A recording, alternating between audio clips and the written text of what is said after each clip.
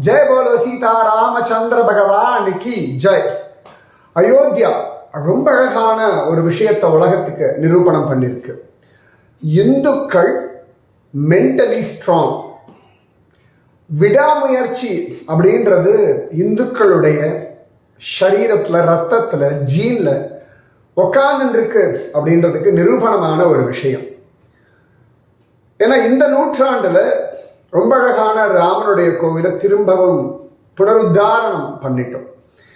ஏற்கனவே சோமநாதர் கோவில், பல கோவில்களை புனருத்தாரணம் பண்ணியிருக்கோம்.